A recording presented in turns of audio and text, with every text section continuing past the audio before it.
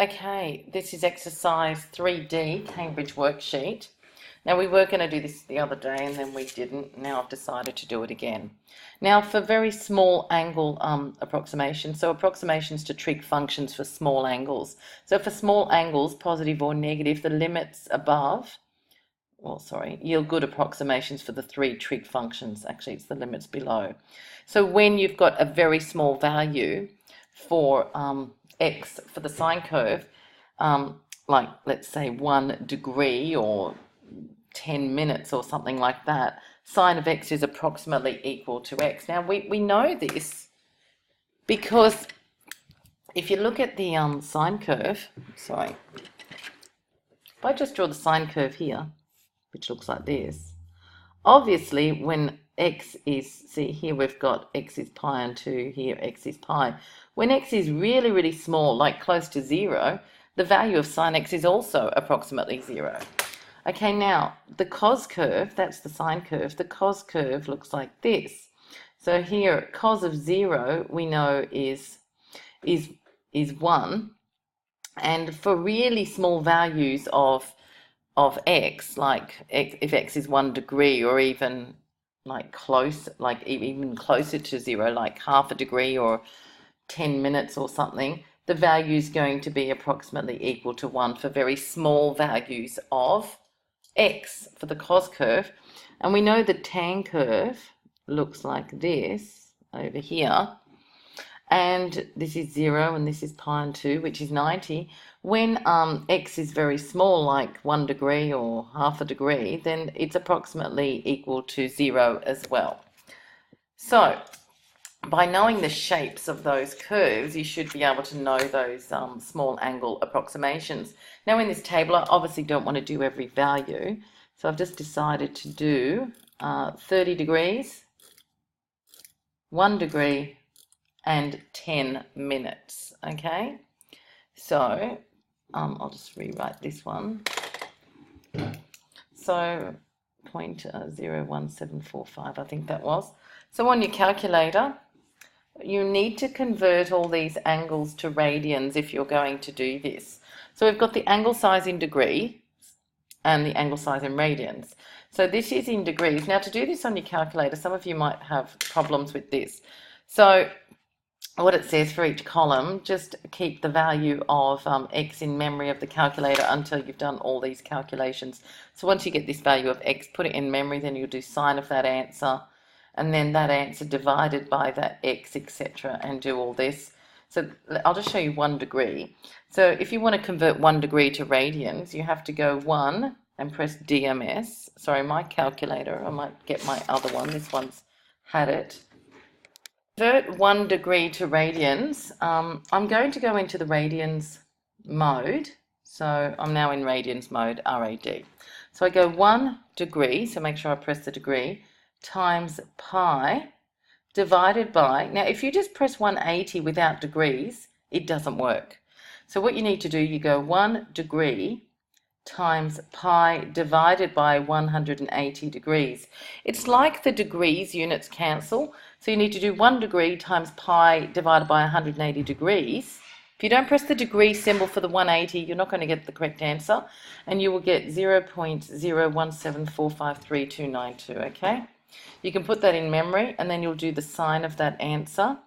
So I'll do the sine of that answer, and I get 0.017452406. Divide that by the initial value for x, which is 0.017453292, etc., and I get this value here for sine x on x. Then you can just do the same for tan x on x, and the value for cos x. Now you can obviously see that already, even for 1 degree, that this value of sine x on x is approaching 1. That this value on tan x on x is approaching 1, but from above, this is approaching from below. And this value here for cos x is approaching 1. Now when you do 10 minutes, we'll just get our angle size in radians correct. To do 10 minutes on your calculator, you go 0 degrees, 0 minutes. Sorry, actually, this first one, 1 degree, no, that was correct. To do 10 minutes, you've got 0 degrees, 0 minutes, 10 seconds. Okay? So that was 1 degree. Okay, so just be careful here. You need 0 degrees, 0 minutes, 10 seconds. Remember, we're going to times it by pi, and then we're going to go divided by 180. Don't forget to put the degree symbol in, and you get your value for x in radians. So we've got 1, 2, 3, 4 zeros after the point, and then 48481. You can do sine of that, then you can do sine x on x. And with this one, we've got 0.999, and the 9's just continued for the whole of the calculator screen. 10x on x was approximately 1, etc. Okay, so we can see, therefore, that the limit as x approaches 0 of sine x on x equals 1, and the limit as x approaches 0 of tan x on x is 1. Can you please write these into your exercise book, or highlight these? Just write them somewhere, okay? Now, question 2, it says to express 2 degrees in radians, explain why sine of 2 degrees is approximately equal to pi on 90. Now, 2 degrees in radians is 2 degrees times pi on 180, which is pi on 90. Now, pi on 90 is very small. If I do pi on 90 on my calculator, I get pi divided by 90, and I get 0.0349, etc. Now, because x is very small, okay, because for small values of x, so for small values of x, we know that sine of x is approximately equal to x. If x is 0.03, then sine of 0.03 is approximately equal to, should be approximately equal to 0.0349. I'll just do that. Sine of 0.0349, make sure you're in radians, is approximately the same, 0.034. If you round that off, you get a 9. Okay, so for small values of x, sine x is approximately equal to x, okay? Okay, now just turning over the page, a couple of examples here. It says approximately how high is a tower that subtends an angle of 1.5 degrees when it is 20 kilometers away? Now we know we want the height of the tower, so we go tan of 1.5 degrees is equal to h over 20 kilometers. Now, we're going to do it in, the tower's not going to be more than 1 kilometre high, so we'll change these units to metres. So we've got 20,000 metres. We start with we're going to start with tan here. Tan of 1.5 degrees is h over 20,000, so therefore height is 20,000 times tan 1.5 degrees. Now, 1.5 degrees, we just work it out what it is in radians, okay? So we go 1.5 degrees. Now to enter that, you need to do 1 degree 30 minutes. So 1 degree 30 minutes. So I've got 1 degree 30 minutes times pi divided by, don't forget to put 180 degrees, not just 180. And you will get that it is approximately equal to, so I can go, well, they've got pi on 120. I've just worked out an approximation, but we can do it as that. So 1.5 degrees, I'll just do it here, is 3 on 2 degrees times pi on 180. So they're getting that it's approximately pi on 120. Now pi on 120 is very small. I can even do it here. Pi divided by 120, and I get that same answer, 0.026. So because 1.5 degrees is approximately pi on 20, tan, we know that for small values of x, tan of x is approximately equal to x. So we can say, therefore, the tan of 1.5 degrees is also approximately pi on 120. So therefore, the height that we're working out is 20,000. So I'll just do it here. So the height is 20,000 times tan 1.5, which is pi on 120. And that's where they're getting this 500 pi. So they're simplifying. They're going 20,000 divided by, or ABC 120, and we're getting 500 on 3 for 20,000 over 120. So it's 500 on 3 pi meters, and then they're doing an approximation there. So 500 divided by 3 times pi, okay? But you could just work out what this value is straight away. Pi on 120 is going to be approximately the same as tan pi on 120, and just substitute it in there. Okay, just another example, this second example down here. So the sun subtends an angle of 0 degrees 31 minutes at the Earth, which is 150 million kilometers away. What is the sun's approximate diameter?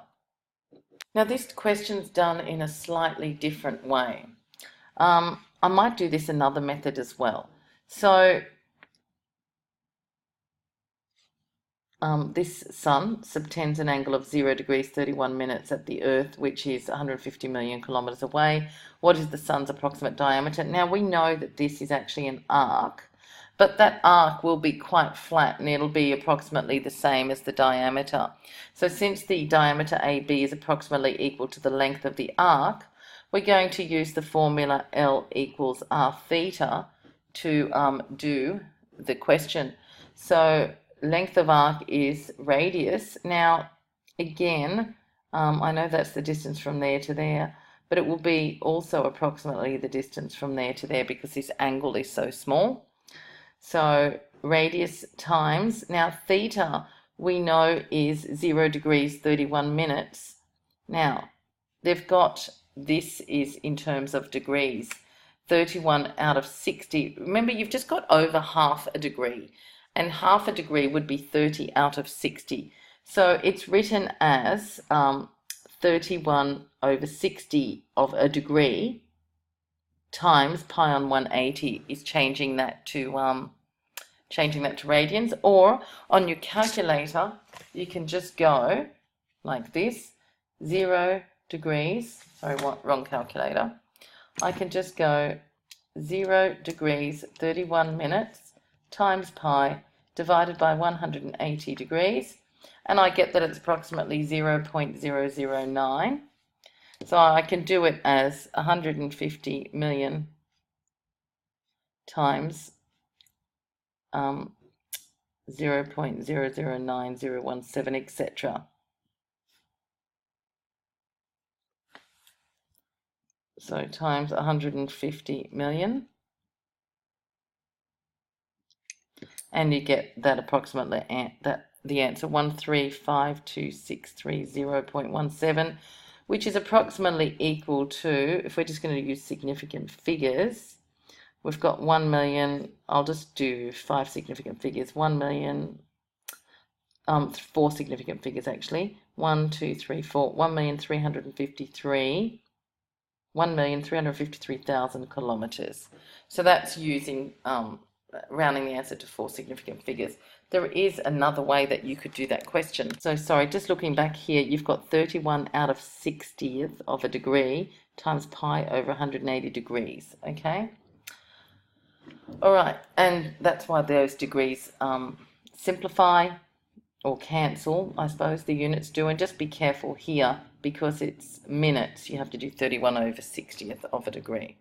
Of doing this question is, we know that this is 150, sorry, down here, million kilometers, and we know that the angle in here is 0 degrees 31 minutes, but what we can do, we can create a right angle triangle here, and this will be half of 31 minutes. So we've got to do 0 degrees 31 minutes divided by 2, and that should be 15 minutes 30 seconds. So if I just do that here, if I go 0 degrees, remember it's 0 degrees 31 minutes, and if I divide that by 2, I get 15 minutes 30 seconds. So this angle in here is 15, so 0 degrees, make sure you put that at 0 degrees, 15 minutes, 30 seconds. So I've got a right angle triangle here, and I'm trying to find, I want to find the diameter, okay? So the question is that the sun subtends an angle of 0 degrees, 31 minutes at the Earth, which is 150,000 kilometers away. What is the sun's approximate diameter?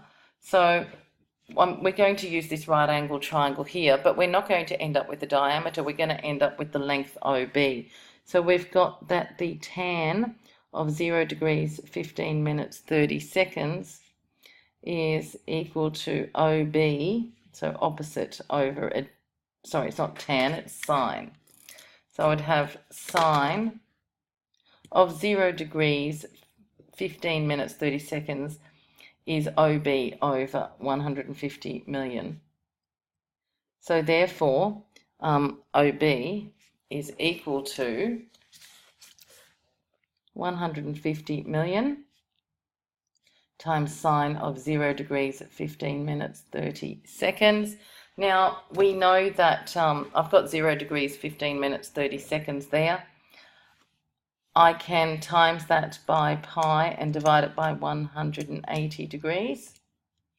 And I get that it's approximately, so this will be approximately equal to 150 million times, now, what I can do over here, I can just work out 0 degrees, 15 minutes, 30 seconds is approximately equal to 0.00450867, which is approximately equal to sine of 0 degrees, 15 minutes, 30 seconds. There's no reason why you can't just actually just put that value in on the calculator, but you will get this 0.00450867, and just multiplying that by 150 million.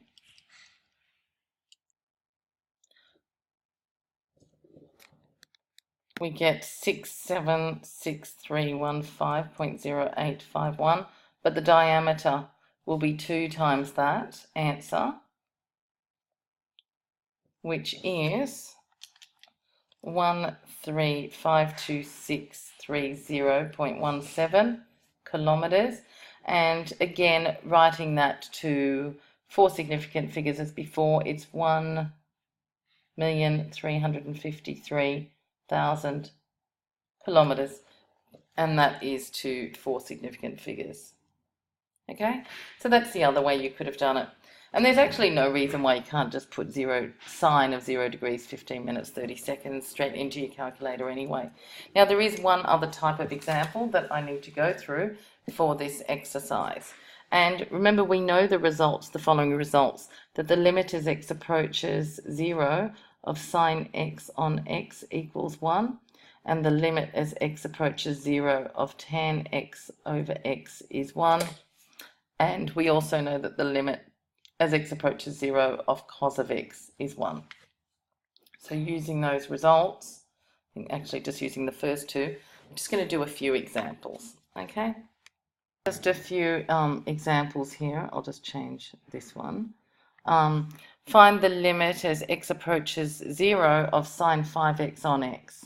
Now we know that that's the limit as x approaches 0. If you look at the formula, it's sine x on x equals 1. So it's got to be sine of something over the same thing. So this needs to be sine of 5x over 5x. But we can't just put the 5x down here. We need to balance out that 5 on the denominator with a 5 on the numerator. So it'll be 5 times the limit as x approaches 0 of sine 5x on 5x. Now we know that the limit as x approaches 0 of sine of something over itself is 1. So it'll be 5 times 1, which is 5. Okay, that's the first example. In this second example, we're looking at the limit as x approaches 0 of tan x on 2 over x. Now we know that we can solve this, the limit as x approaches 0 of tan x on 2 over x on 2. Now, because we've just divided here by a half, we need to multiply by a half, okay? So the half up here cancels with the half down there. So this will be a half times the limit as x approaches 0 of tan x on 2 over x on 2, which is a half times 1, because the limit as x approaches 0 of tan of something over itself is 1. So it'll be a half times 1, which is a half.